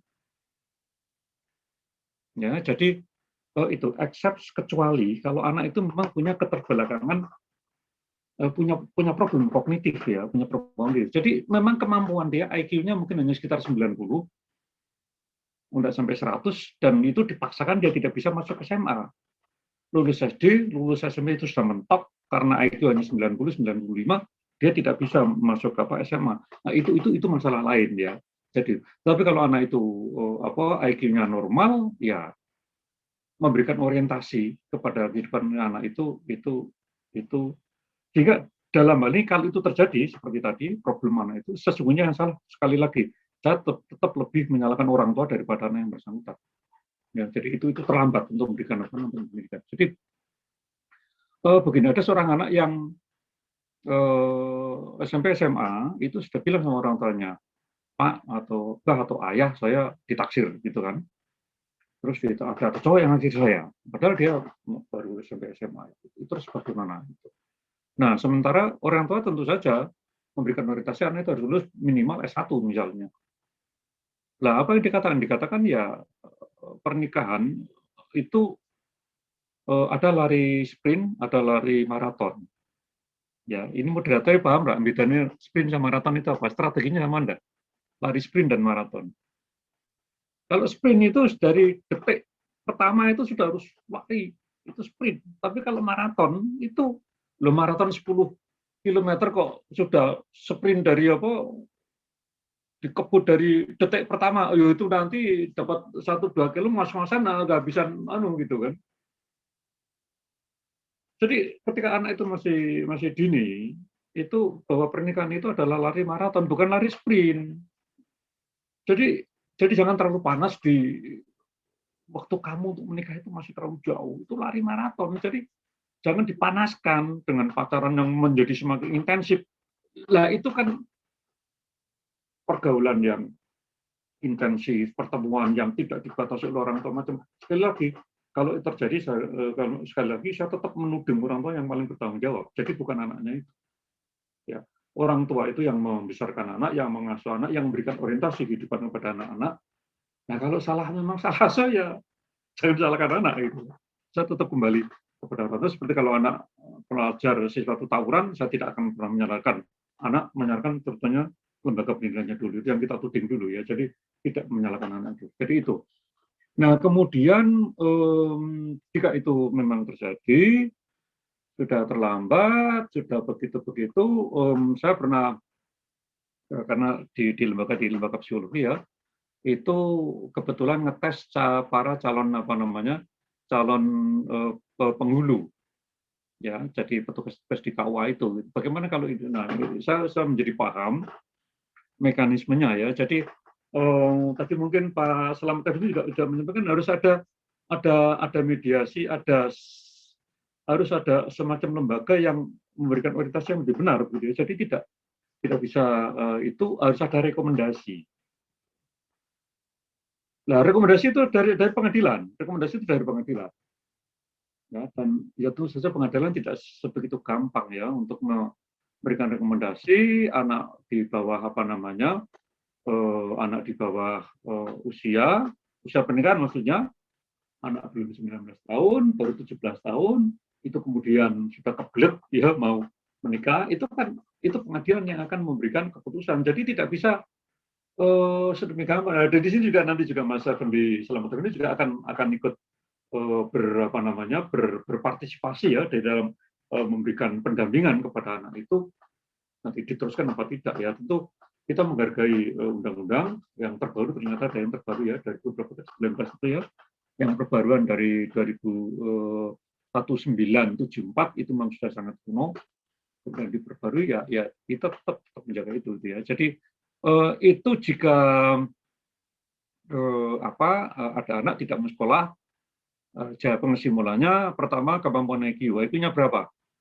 Ya, kemudian kalau IQ-nya itu memang 90, 95 ya memang dia tidak dipaksa untuk selesai SMA atau selesai perguruan tinggi. Ya udah dicarikan kalau calonnya itu orang baik-baik gini-gini ya sudah itu ya. Jadi tetapi sekali lagi harus melalui proses pengadilan ya. Jadi KUA tidak mungkin berani untuk menikahkan tanpa adanya rekomendasi dari pengadilan, dan pengadilan itu nanti yang mempertimbangkan, menyidangkan segala satunya ini layak apa tidak, macam-macam itu bisa pengadilan. Nah, sekali lagi Mas Slamet Effendi juga bisa partisipasi di situ, diminta bantuan untuk mendampingi ini bagaimana diteruskan apa tidak itu ya. Jadi itu ya, saya kira itu jawaban dari saya mengenai hal ini. Banyak hal yang sangat menarik, misalnya tentang pernikahan Rasulullah dengan Aisyah, misalnya tentang rame-rame kawin poligami misalnya, itu hal-hal yang menarik ya. Tetapi oke, kita fokus kepada fokus kepada ini dulu ya. Jadi, jika waktunya ada dan tidak ada pertanyaan, kita bicara soal itu. Tapi jika ada pertanyaan ya kita kita terima dulu, kita tanggapi. Demikian tambahan dari saya ya. Jadi itu, monggo kalau Mas Slamet merasa ada yang perlu ditambahkan ya monggo. Moderator monggo, kembali kepada moderator monggo. Terima kasih. Ya, oke. Terima kasih atas jawabannya. Lanjut kepada sebelum ke pertanyaan selanjutnya, saya sampaikan kepada kawan-kawan. Saya ingin mengingatkan, kami dari kelompok 36 KKN MIT DR ini akan memberikan door prize bagi kawan-kawan yang memberikan pertanyaan terbaik ya, memberikan pertanyaan terbaik. Silakan bisa bertanya secara langsung atau melampirkan di kolom chat dan menyertakan nomor telepon ya. Oke, berlanjut, silakan kepada kawan-kawan yang ingin bertanya kembali, saya persilakan.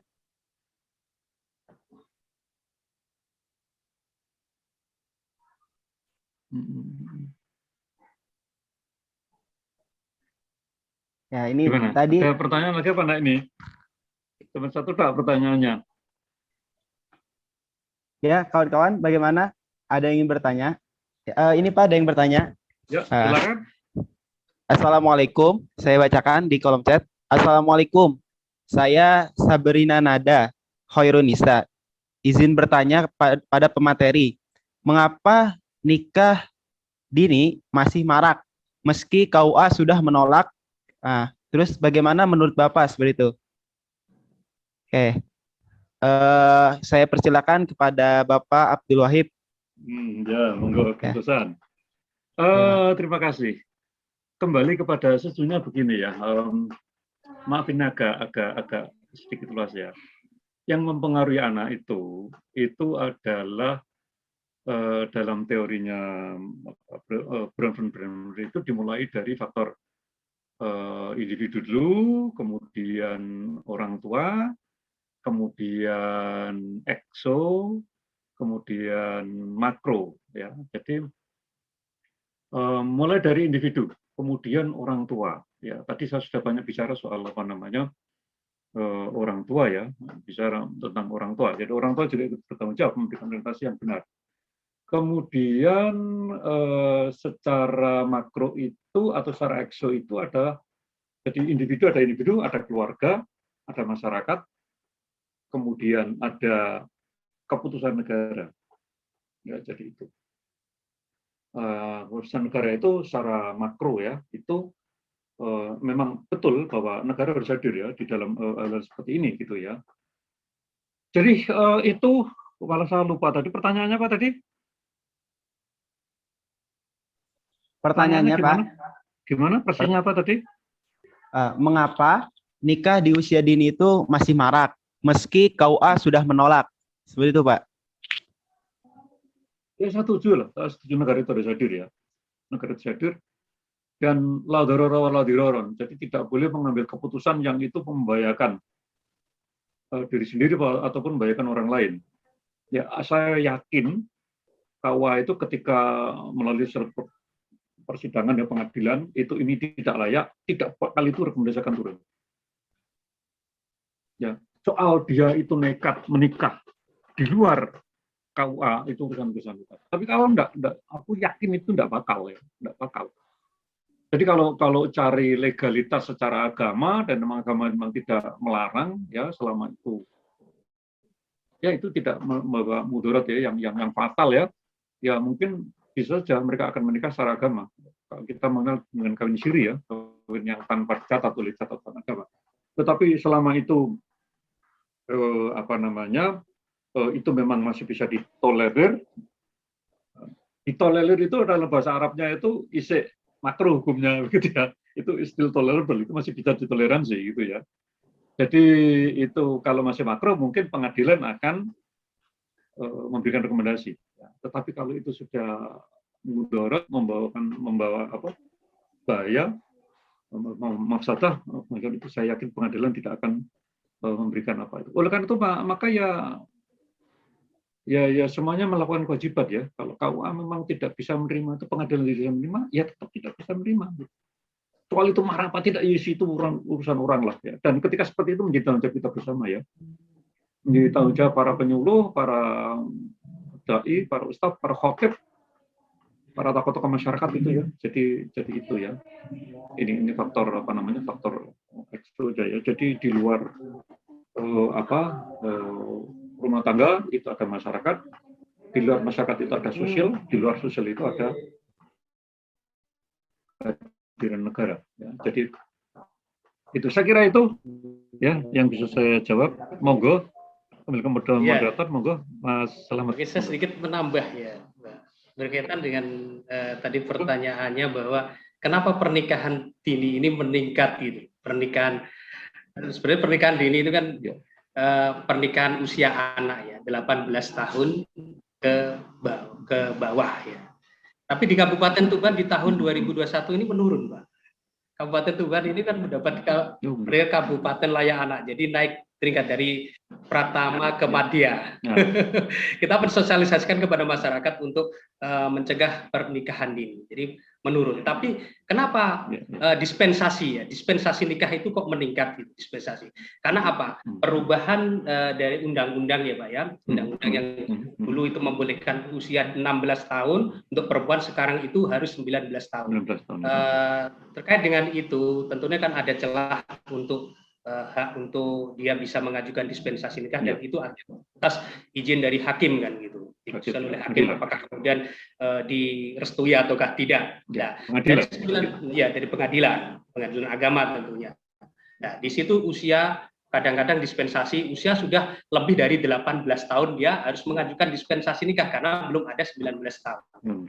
Nah, bicara terkait dengan apa itu usia anak yang nikah ya, pernikahan usia anak atau PUA. Di situ peran orang tua, sekali lagi peran orang tua. Kenapa dalam lagu saya itu tadi mengatakan kita harus mendidik anak dengan kekuatan cinta, karena usia 18 tahun ke bawah ini dia membutuhkan cinta dan kasih sayang dari orang tuanya. Apakah membutuhkan cinta dan kasih sayang? Wah, anak isek mbok-mbok kok nikah gitu.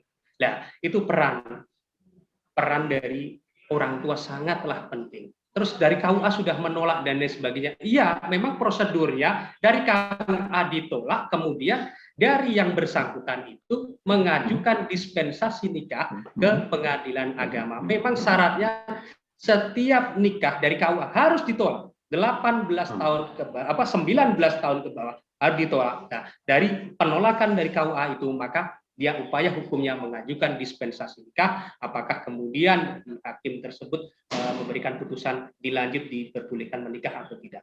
Namun di situ tetap edukasi dari semua pihak bahwa pernikahan dini itu tidak baik bagi anak pelakunya. Terus bagaimana dengan kadang-kadang kan ada juga sih penyebabnya hamil di luar nikah ya, mengandung dulu dan sebagainya. Itu tidak. Nah, itu edukasi pertama. Kalau sudah terjadi bagaimana? Tentunya saya katakan menikahkan anak meskipun dia hamil di luar nikah karena untuk menghindari aib dan itu tidak dibenarkan sebetulnya.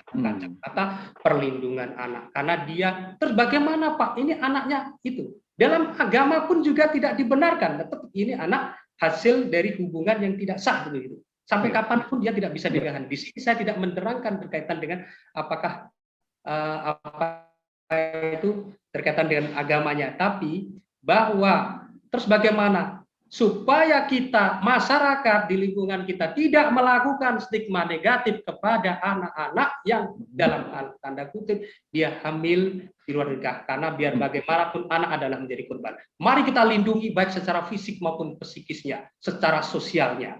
Anak jangan mendapatkan stigma negatif, itu yang terpenting. Mungkin itu.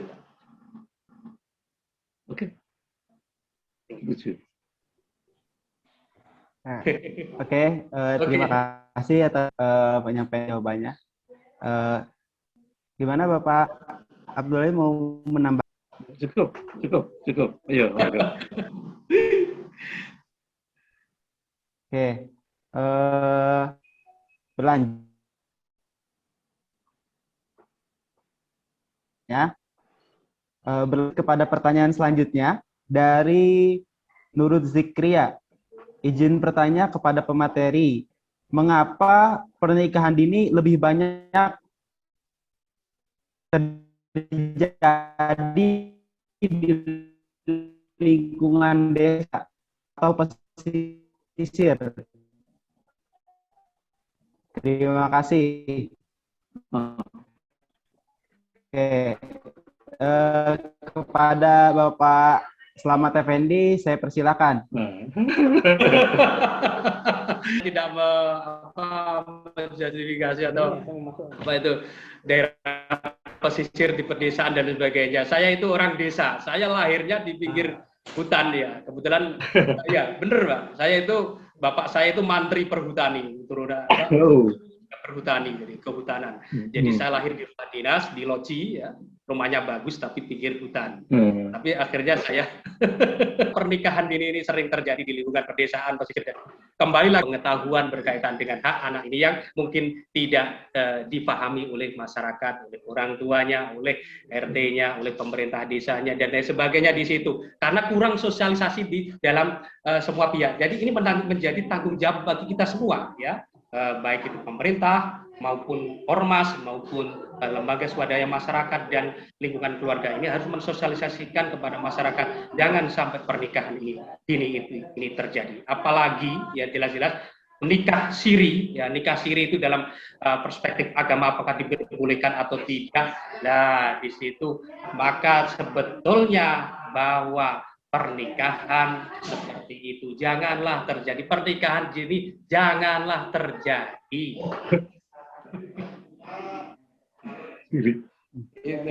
Oke. Kembali ke SDM-nya ya, kita mensosialisasikan. Nanti bersama-sama saya dengan Pak Dr. Wahid, Pak Dr. Abdul Wahid, kita sosialisasikan kepada masyarakat. Ini juga dalam bentuk sosialisasi kepada masyarakat untuk mencegah terjadinya pernikahan anak. Oke. Ya, bisa dilanjut. Saya lanjut ya. Selamat Effendi. Saya ada teman di Tuban namanya Pak Miadi. Jadi kan pernah dengar Mbak nama Miadi? Oh ya, Pak Miadi itu kalau saya guyon-guyon itu ya ketua DPRD Kabupaten Tuban. Satu alumni dengan saya, jadi MM-nya, S2-nya sama. Oh, salam ya untuk Mas Miadi ya. Ya, Mas Miadi. Kalau saya katakan bukan Mbak Mia ya, Pak ya? Gimana? Bukan Mbak Mia ya? Bukan, Mas. Pak Miadi. Pak Miadi, Pak ya. Wih, Pak ya. Ketua DPRD. Enggak tahu saya 2 kali. Bisa menyebut namanya, enggak tahu dia tuh masih ingat apa enggak ya dengan Pak Wahid ya. Itu dulu kita pernah sama-sama di kerja di bawah USAID ya. Ada satu funding dari USAID. USAID, kemudian beliau yang wilayah Jawa Timur, Tuban, saya wilayah Semarang gitu ya, Jawa Tengah itu ya. Swagiri Pak ya, LSM. Kita pernah ketemu di Malang, ketemu di mana, saya ingat betul waktu di Malang. Ya itu salam untuk Pak Miadi. Oke. Ya kan bisa ketemu ya, dia menjadi Pak sekarang ya.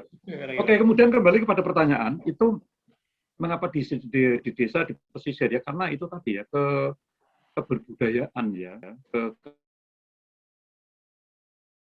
itu orang yang sudah keberadaban, tapi kalau kok masa orang tidak beradab itu tidak enak gitu ya. Jadi mereka itu orang-orang yang tingkat keberbudayaannya, keberadabannya itu memang belum cukup maju ya. Ini bagi semakin masyarakat semakin maju, ya itu secara cukup, dan SMP cukup, SMA cukup, kemudian paling tidak ya lulus perguruan tinggi. Jadi itu yang semakin kesini itu semakin semakin itu ya, semakin kita semakin maju gitu ya. Jadi cepat atau lambat di masyarakat pun itu akan berkurang ya. Jadi itu, saya kira jawaban setuju dengan Mas Slamet Effendi. Cuma tadi saya kehilangan apa ya, ada keterangan tambahan apa gitu, saya kok malah hilang malah Mas Miadi malah hilang gitu ya. Jadi yang perlu ditambahkan ya dari pertanyaan ini gitu ya. Oke, saya kira itulah, nanti kalau ingat lagi saya sampaikan. Ya kita sepakat ya bahwa semakin oh iya, ini mungkin ini yang tadi kepikiran itu. Saya teringat ada seorang yang cukup terpandang, itu terutama terhadap anak wanita. Lah, wanita saya sekolah dur-dur gitu ya. Terus sudah sampai cukup, SMA wis keduren gitu ya, sudah terlalu tinggi SMA itu. Paling toh juga dari istri, paling toh kerja di dapur, itu kan. Terus saya tanya pada yang bersangkutan, Pak, jaringan istri ini garwane perempuan enggak lah Pak, masa 70 laki-laki itu mesti bisa. Menawi kepengen periksa kandungan, lebih senang mana? Diperiksa oleh dokter wanita atau dokter laki-laki? Nah, Mas Slamet di bojo lebih senang mana? Periksa kandungan, diperiksa dokter laki-laki atau dokter perempuan? Ya pasti lebih senang dokter perempuan. Ya kalau memang senang diberi, kenapa tidak anak wanita diberi kesempatan untuk lulus menjadi dokter? Iya. Jadi lalu bagaimana polisi laki-laki meriksa perempuan wanita punya ekstasi, dok perempuannya diperiksa oleh polisi perempuan. Jadi berikan kesempatan perempuan menjadi polisi gitu, kesempatan perempuan menjadi dokter, berikan kesempatan menjadi apa. sehingga tidak ada ya ini masyarakat yang tadi saya sampaikan, masyarakat yang masih tingkat kependidikan, kita keberadaban mundur, ya seperti itu. Tapi menjadi kewajiban saya, menjadi kewajiban kita semua, ya seperti itu. Siapapun lah di antara kita ya, yang saya punya anak perempuan, kalau ada problem apa, masalah kewanitaan, ya tentu lebih senang kepada dokter wanita daripada dokter laki-laki. So, berikan kesempatan wanita untuk menjadi dokter. Iya. Jadi orang cukup malah itu, saya mau sampai. Oke, jadi sekali lagi ini apa ya, masyarakat ya, dan cepat atau lambat itu semua akan berkurang, dan itu harus kita hadapi ya. Harus kita hadapi. Saya kira itu pun, monggo saya kira cukup ya. Monggo jika ada pertanyaan lagi berikutnya, silakan Mas moderator atau Mas Slamet Effendi mau menambahkan lagi. Jadi menarik sekali Pak ya. Dilanjut pertanyaannya ya. Nanti saya pertanyaan lagi. Oke, saya buka satu pertanyaan lagi ya untuk kawan-kawan peserta webinar yang ingin bertanya. Saya persilakan. Satu pertanyaan lagi ya sebelum kita tutup.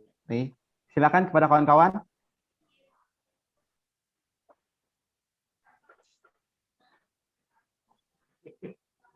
Ya, saya sampaikan lagi kepada kawan-kawan. Ada yang ingin bertanya kembali?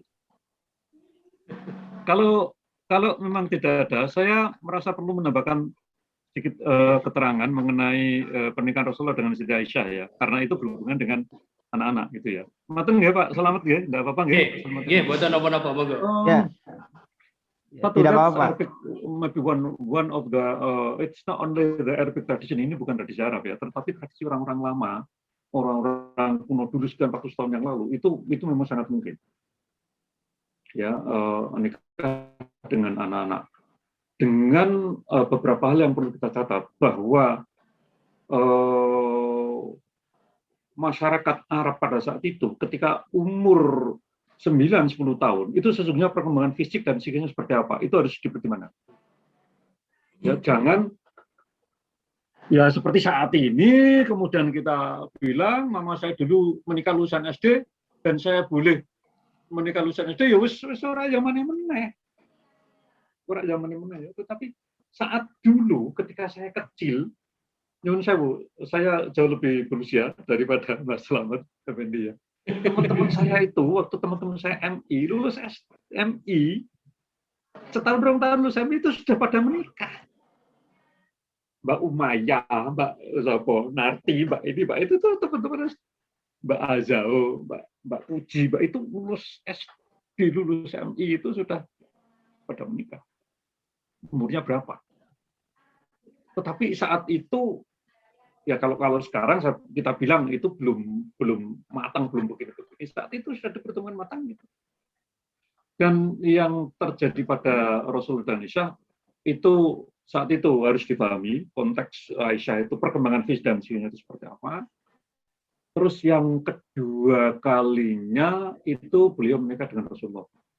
Ya tentu banyak hikmah yang terjadi di situ, yang kebanyakan orang tahu bahwa ini menjadi wanita yang meriwayatkan hadis yang paling cerdas, yang paling bagus itu Aisyah. Ya itu dan hal-hal yang berhubungan dengan masalah wanita, hadis itu paling banyak datang dari Aisyah. Sehingga ya kita bisa menangkap beberapa hikmah ya, dan itu memang ini menjadi konsumsi, menjadi amunisi bagi orang-orang yang tidak cinta pada Islam, ya, yang mengolok-olok Islam dengan dalih bahwa Islam itu membolehkan memaksa anak untuk melakukan pernikahan dini. Padahal konteksnya pahami konteksnya ya. Jadi konteks pada saat itu seperti apa, terus kemudian ini menikah dengan Rasulullah dan apa manfaat yang bisa kita peroleh itu apa begitu. Dan satu lagi yang perlu dipahami bahwa mengapa ini menjadi bahan olok-olok, karena secara ajaran, secara teks Quran dan hadis itu tidak ada bisa dicela. Dari Islam itu tidak ada bisa dicela. Ajaran Islam tentang ini itu tidak ada yang bisa dicela gitu ya. Dan semuanya terbukti masuk akal ilmiah semua. Maka satu cara untuk mengolok-olok Islam, mengajarkan Islam, ya dari hal seperti cita-cita seperti itu, gitu, cita-cita seperti itu untuk mengolok-olok. Ya, jadi tetapi akhirnya tidak apa namanya, tidak pada inti bahwa Islam itu ajarannya tidak benar, tidak.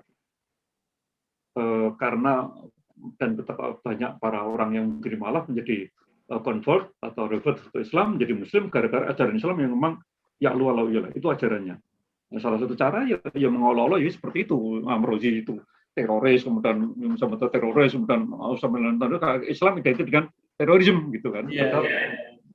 Ketika mereka mengkaji ajarannya, tidak ada sesuatu yang bisa dicela. Jadi itu mengenai pernikahan beliau dengan Pak Aisyah, dan ya mesti kita pahami konteksnya kan.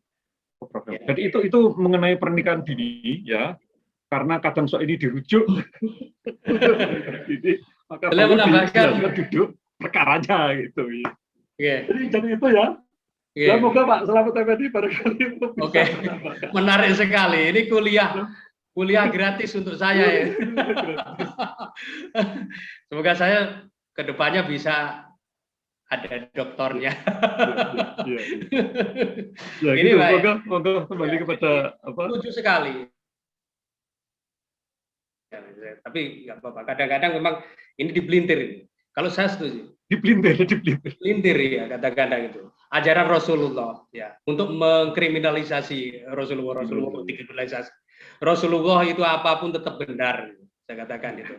Nah, Pak, sampean itu kan dasarnya perlindungan anak usia anak itu kan usia 18 tahun ke bawah kan begitu ya. Sekarang begini, saya tertarik dengan sebuah pesan Rasulullah ya, yang diriwayatkan oleh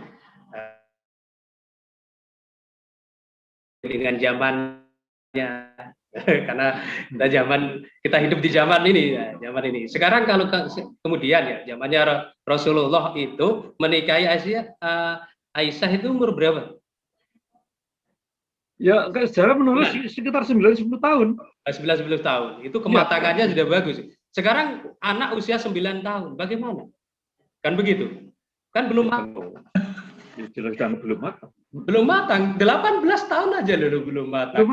Belum matang. Jadi sesuai dengan zamannya. Jadi seperti itu. Nah, seandainya hak Rasulullah tidak menikahi, ini mohon maaf Ustaz ya, karena hubungannya dengan agama. Seandainya Rasulullah tidak menikahi Aisyah, terus siapa yang meriwayatkan tentang hadis-hadis yang sifatnya itu privasi gitu loh? Privasi. Iya kan begitu. Maka di situ sudah diatur oleh Allah sehingga Rasulullah itu menikahi Aisyah. Jadi saya tidak setuju kemudian bahwa hal menikahi ya seperti yang dikatakan itu pedofil ya. Anak dan lain sebagainya itu sudah ke ranah psikologi. Sekarang ya katakan orang yang suka pedofil dengan orang yang menikahi usia anak itu tentunya harus dibedakan gitu loh, harus dibedakan. Karena apa? Dia menikahi orang dewasa ya kan di bawah 19 tahun, tapi pola pikirnya dia suka dengan anak-anak di bawah 8 tahun, seksnya lebih suka. Kan begitu, itu pedofil. Nah, itu yang sering kemudian dipakai, mohon maaf dalam hal ini. Saya tidak mengikuti aktivis-aktivis yang kemudian kalau saya katakan ini lihat bejatnya moral. Jadi seperti itu. Saya sendiri kadang-kadang seperti saya berjenggot. Juga saya dulu segini, ya. Wah, saya sekarang sering saya disebut teroris dan sebagainya. Pemikirannya sampai radikal gitu. Wah, radikal kok suka dengan anak-anak. Radikal itu adalah rasional, akal gitu. Seperti itu. Kadang-kadang sering terjadi bahwa ini adalah produk hukum, produk-produk dari Allah syariat Islam. Itu saya yang tidak setuju. Maka daripada itu, alhamdulillah lembaga perlindungan anak harus sinergi. Kita melindungi anak sesuai dengan norma, kita melindungi anak sesuai dengan hukum, sesuai dengan Undang-Undang Dasar 45. Kita melindungi anak. Ini semuanya Islam kan ya? Sesuai dengan Islam. Tadi saya katakan dengan kekuatan cinta. Cinta itu ada C-nya cerdas, I-nya apa? Islam, gitu. N-nya apa? Niat nyata. T-nya apa? Takwa, totalitas. A-nya apa? Tentu dengan untuk anak-anak dan akhirnya anak-anak harus sudah sukses. A, alhamdulillah. Oke. Terima kasih atas penyampaian materi dari narasumber yang sungguh sangat inspiratif dan sangat menarik ya pembahasan kita sampai-sampai kita sudah sampai di penghujung acara. Sudah sampai di penghujung acara. Alhamdulillah. Saya sampaikan terima kasih kepada para narasumber, Bapak Slamet Effendi, Bapak Dr. Haji Abdul Wahid yang telah menyampaikan materinya.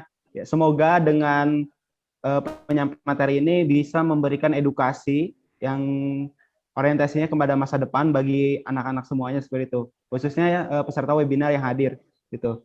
Oke, sebelum kita tutup, saya beri kesempatan kepada para narasumber untuk memberikan closing statement.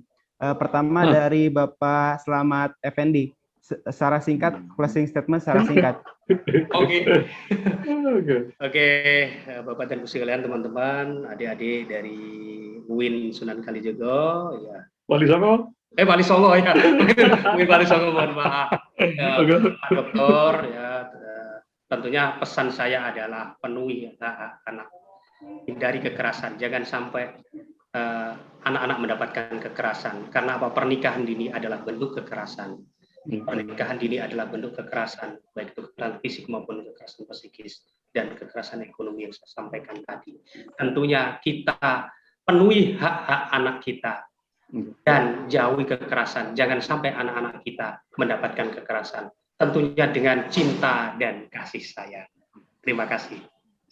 Ya, terima kasih. Silakan kepada Bapak Dr. Haji Abdul Wahid. Ya, kita mulai dari diri kita ya, untuk punya orientasi hidup yang benar dan kita edukasi orang-orang di sekitar kita, masyarakat kita, agar memberikan orientasi kepada anak-anak yang lebih baik ya. Orientasi kehidupan yang bagus, bekerja untuk mencapai orientasi itu yang lebih baik ya. Ya semuanya demi masa depan kita yang lebih baik. Saya kira itu ya. Terima kasih. Enggak, cukup. Ya, terima kasih atas penyampaiannya dari para narasumber, dan saya sampaikan terima kasih juga kepada seluruh peserta webinar yang hadir. Sebelum saya tutup, alangkah baiknya kita bisa berfoto bersama ya. Silakan kepada seluruh peserta webinar yang hadir bisa mengaktifkan kamera terlebih dahulu, biar terlihat wajah-wajahnya ya, yang cantik-cantik, yang ganteng-ganteng seperti itu.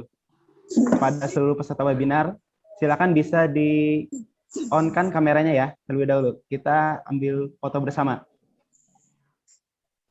Tuh. Oke. Saya Baba ya. Wih. Oke. 1, 2, 3. Oke.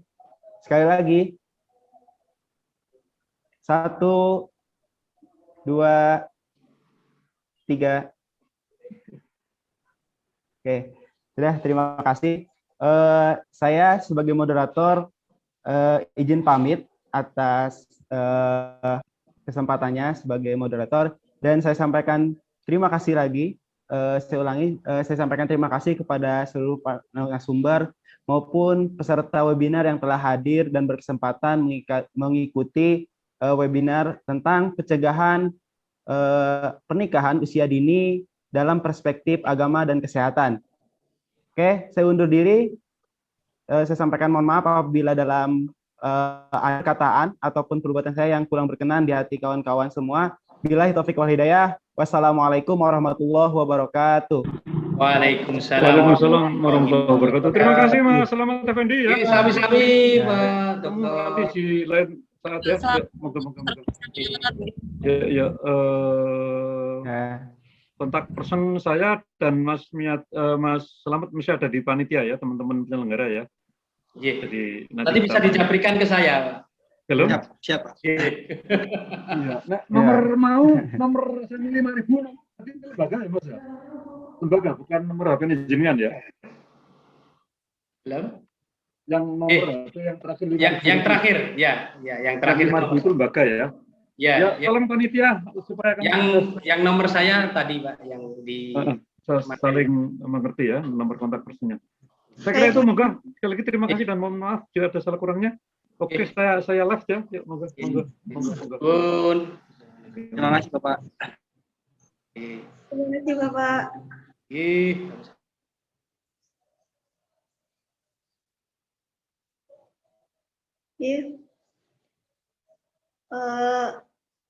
Teman-teman bisa live